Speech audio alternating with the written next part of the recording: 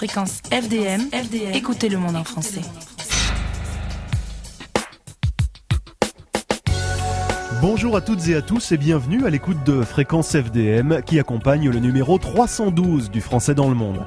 Cette émission va vous faire prendre des risques énormes puisque vous mangerez transgénique, vous chausserez des rollers pour dévaler les boulevards parisiens, pour vous remettre de vos émotions, vous prendrez un bain dans la salle de bain du 21e siècle, vous pourrez coucher les grands moments de cette virée tumultueuse, non pas sur le papier mais sur l'écran, car l'e-book, le livre électronique, va mettre votre Encyclopédia Universalis au rencard.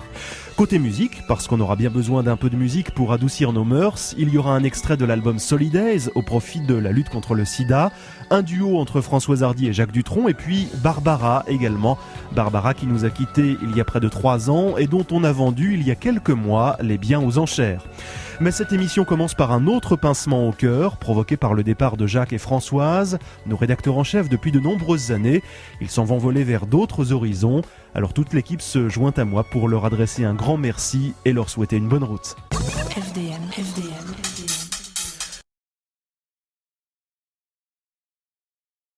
Les rats des villes, des grandes villes surtout, n'ont pas pu y échapper. Je veux parler des riders. Vous me direz que c'est un comble dans une émission sur la langue française d'utiliser un anglicisme, mais nos immortels de l'Académie française n'ont pas encore trouvé de mots en français pour définir les adeptes du roller. La folie roller a gagné Paris, on rencontre des jeunes casse-cous accrochés au pare-choc des voitures, des mères de famille qui patinent derrière la poussette, des cadres qui boycottent le métro pour aller au boulot à roller. Le roller avec les 4 roues en ligne a détrôné le bon vieux patin à roulettes. Il s'en est vendu l'an dernier plus d'1 million de paires. J'ai l'impression que vous ne tenez plus en place. Alors en piste, c'est un reportage de Marie Vostal. Une manière de vivre qui est sympa, de se déplacer, qui change un petit peu du vélo, du métro, enfin voilà quoi. C'est écolo, et il y a une ambiance, il y a une mentalité, enfin c'est sympa quoi. Le roller c'est pas plus dangereux que le vélo, qu'une voiture ou qu'une mobilette quoi. C'est facile pour les filles de suivre, donc ça, il n'y a pas de raison. Pour moi, c'est un loisir plus qu'un moyen de transport. Qu'est-ce qui vous plaît dans le roller ? La vitesse, le saut, le slalom, la randonnée surtout. Ce que j'aime bien, c'est 4 roues. Depuis que je suis tout petit, à 8 ans, j'en ai fait. Et bon, c'est simple à manipuler. Je veux dire, il suffit d'enfiler la chaussure. Je trouve ça plus économique. On peut les mettre dans le sac. Ensuite, on change, on met les baskets. Ça peut marcher, donc... C'est pour ça que je préfère au vélo. Le vélo, c'est un peu plus inconvénient. C'est une liberté, on n'est pas obligé de prendre le métro, de faire des choses comme ça. Et puis c'est beau de voir les gens qui en font. Hein. J'aurais peut-être pas le niveau quand je vois les gens là, mais pourquoi pas. L'histoire d'amour entre les Parisiens et le roller remonte en fait à décembre 95. Durant 3 semaines, la capitale est paralysée par un mouvement de grève dans les transports. Plus de bus, plus de métro ni de RER, 5 à 6 heures de bouchon pour se rendre à son travail chaque matin. La situation pousse au système D. Les vélos remontent des caves où on les avait oubliés et les patins font une sortie remarquée. Ils ne retourneront plus dans leur placard. La géographie de Paris permet aux patineurs de s'exprimer sans trop se fatiguer. Les côtes ne sont jamais trop longues ni trop difficiles et les rollers permettent de découvrir la ville différemment. C'est ce qu'ont bien compris les organisateurs des randonnées du vendredi soir et du dimanche après-midi à Paris. Ces jours-là, plusieurs milliers de patineurs se retrouvent et parcourent la ville. Ils bloquent parfois même des quartiers entiers. Boris Belalovec à l'origine de la balade nocturne. C'est une idée qui est née d'un groupement de patineurs tout simplement. Donc à l'époque, quand c'était 20 personnes, c'était la fin du monde, c'était très nombreux. Il y a eu un gros catalyseur, ça a été la présence de la police sur les randonnées qui a un petit peu sécurisé les randonnées, assaini certaines choses, etc. Et puis rassuré les gens aussi sur la pratique. C'est vrai qu'à l'époque on était un peu sauvages, donc on faisait l'encadrement nous-mêmes. C'était nous-mêmes qui arrêtions les voitures et qui grillions les feux, etc. Donc c'était pas toujours évident. Et aujourd'hui, la randonnée est complètement autorisée par la préfecture, encadrée, gérée, etc. Donc ça se passe très très bien. Fort du succès du roller à Paris, certains vont maintenant jusqu'à réclamer des couloirs de circulation pour patiner tranquillement, à l'instar de ce qui existe pour les vélos. Les piétons y sont favorables, fatigués qu'ils sont de se sentir comme des piquets de slalom sur des trottoirs. Quant à la voiture, il lui faut maintenant apprendre à partager la chaussée. Mais le roller sera peut-être bientôt à son tour mis au rencard par une autre folie qui est en train de gagner les villes, le retour de la trottinette et dans sa version la plus moderne, la trottinette à moteur avec un moteur électrique.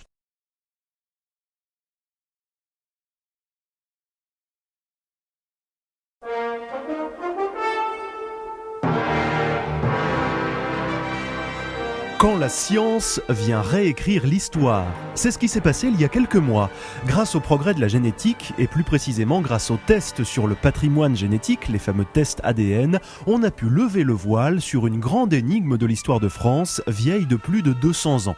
La question était, l'enfant qui est mort le 8 juin 1795 à la prison du Temple à Paris, quelques années après la Révolution française donc, cet enfant était-il Louis XVII, fils de Louis XVI et Marie-Antoinette? Pour certains historiens, c'était bien l'héritier du trône. Pour d'autres, pas du tout, car on avait réussi à faire évader Louis XVII et à le remplacer dans sa cellule. En conséquence de quoi, la descendance de Louis XVI était toujours assurée aujourd'hui. Heureusement, on avait conservé le cœur de l'enfant depuis plus de 200 ans et les tests ADN ont donc livré leur verdict. Écoutez les explications de l'historien Philippe Delorme à l'origine de cette enquête scientifico-historique. C'est déjà un exploit historique. Ce cœur, depuis 2 siècles, a eu une odyssée véritablement rocambolesque et presque miraculeuse, et c'est tout à fait d'une manière extraordinaire qu'il est arrivé entre nos mains et qu'il est donc conservé depuis 25 ans maintenant à la crypte de Saint-Denis. Alors au-delà de ça, effectivement, il y a l'exploit scientifique, puisque les professeurs Cassiman et Brinkmann de l'université de Louvain et de l'université de Münster en Allemagne ont réussi à isoler à l'intérieur de ce viscère momifié l'ADN, enfin la signature ADN, qui est bien la signature ADN de Marie-Antoinette. Donc c'est bien le fils de Marie-Antoinette qui est mort au Temple en 1795. Alors on avait pratiqué des tests ADN sur le cœur de l'enfant qui a donc été conservé, vous l'avez dit, et d'autre part sur des cheveux pour effectivement déterminer si c'était bien le fils de Marie-Antoinette. Voilà, donc il y a eu, si vous voulez, d'un côté le test ADN qui a été fait sur ce cœur, et de l'autre côté on avait la signature ADN donc de la famille maternelle de l'enfant, de Louis XVII, à savoir donc des cheveux de Marie-Antoinette, des cheveux de ses sœurs, et également des descendants en ligne féminine des Habsbourg, donc vivant encore aujourd'hui, comme la reine Anne de Roumanie ou son frère le prince André de Bourbon-Parme, qui ont donné chacun du sang ou des cheveux. Donc on avait depuis quelques années, le professeur Cassiman de Louvain avait depuis quelques années la signature génétique des Habsbourg, donc de la famille maternelle de Louis XVII. Il suffisait de comparer en fait les 2 signatures, les 2 codes barres, un peu comme des codes barres de supermarché, pour avoir enfin la solution de cette énigme qui depuis 2 siècles a fait couler tant d'encre. Alors en quoi c'était si important, au-delà de l'exploit technique et historique, de savoir si l'enfant de la prison du Temple était bien Louis XVII? En quoi ça va changer la face du monde? Ça va pas changer la face du monde, ça va changer, je pense, quand même la face de l'histoire de France, enfin tout au moins un petit aspect de l'histoire de France qui était énigmatique jusqu'à maintenant. Qu'était devenu cet enfant, qui était devenu le fils de Louis XVI et de Marie-Antoinette? Était-il mort au Temple? S'était-il évadé? On en a beaucoup parlé, et aujourd'hui on sait, on a la vérité sur le destin de cet enfant. On lui rend enfin sa mort, on lui restitue enfin son véritable destin. Il est bien mort au Temple le 8 juin 1795. C'est bien Louis XVII, c'est bien le dernier petit roi de France qui est mort dans cette prison du Temple, où s'élève maintenant la mairie du 3e arrondissement de Paris.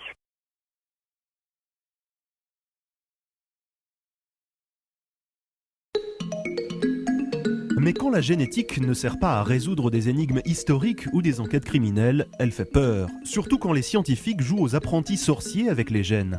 Il ne se passe pas une semaine sans que les pourfendeurs de la manipulation génétique ne viennent dénoncer un nouveau scandale des OGM, les fameux organismes génétiquement modifiés. En France, il est strictement interdit par la loi de cultiver des OGM, et tous les produits transformés d'importation qui en contiennent doivent être étiquetés. Comme on ne connaît pas encore les effets à long terme des OGM, en la matière, on applique donc le principe de précaution. Heureusement, car la seule évocation du mot transgénique provoque quelques réactions apeurées. C'est ce que nous sommes allés constater sur l'esplanade du Trocadéro à Paris. Transgénique, c'est des aliments, les gènes, c'est scientifique en fait, c'est un mot scientifique qui signifie qu'on a modifié les gènes d'une plante ou d'un animal. C'est l'avenir, il faut en tenir compte, il faut y faire attention surtout. Posez-moi une autre question. Alors les plantes qu'on trafique et qui seront peut-être pas très bonnes pour la santé. Transgénique. Je suis scientifique moi-même, je fais de la recherche, pas du tout dans le domaine du transgénique, mais je pense qu'il faudra être extrêmement prudent. C'est une bonne chose que vous en parliez, d'ailleurs, je vous encourage. Non, parce qu'on peut aller vers des problèmes dont on n'a pas idée. Est-ce qu'on va dégrader la biodiversité? Est-ce qu'on peut s'en sortir? Est-ce que c'est positif ou négatif? Transgénique? Papier hygiénique, non? Non, antibiologique. On a changé les gènes pour avoir des vitamines, des choses supplémentaires dans un produit. C'est vrai que ça peut permettre à des aliments d'être mieux conservés, Transgénique, bon, dans mon pays, je suis brésilienne. Il y a une espèce de lutte contre les produits transgéniques. Je sais pas, j'en ai pas goûté encore, donc quand je goûterai, je pourrais vous répondre. Mais ça vous inspire plutôt de la confiance, de la méfiance, de l'indifférence? Comme je crois que ça vient des États-Unis, plutôt de la méfiance. Transgénique. Oula, on ne connaît pas l'impact que ça aura à long terme sur la diversité biologique et tout et compagnie, quoi.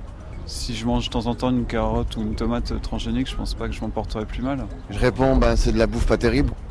OGM, organisme génétiquement modifié. FDM, la fréquence en français.